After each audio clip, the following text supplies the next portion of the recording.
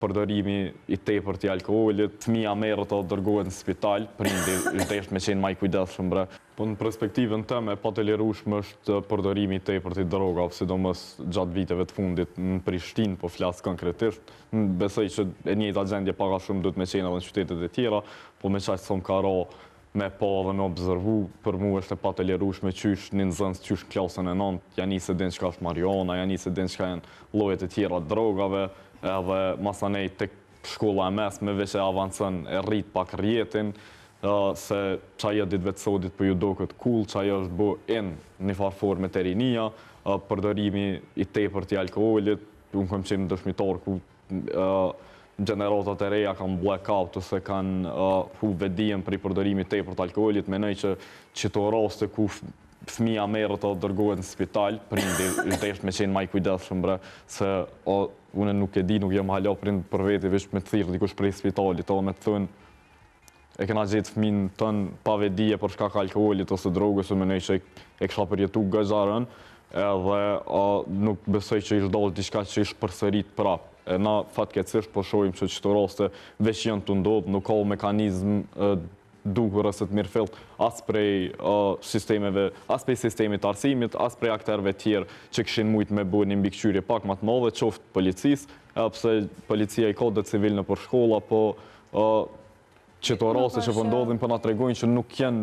suksesshëm. Tu e krahasu situatën në cilën jetojmë dhe i shohim çdo ditë këto raste. Me situatat ku na kanë tregu prindrit ose gjyshërit tanë në kohën, periudhën kur ata kanë jetu.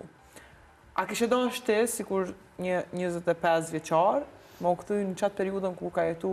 gjyshi ose babi jet? Nuk e di për problem kështu me imagjinu këtë pjesën krejtësisht pa teknologji edhe pa këtë mundësinë e rrjedhëzimit me të tjerët, sot do që më duket interesante, unë prap kisha vendos nështë me jetu jetën që e kom pas,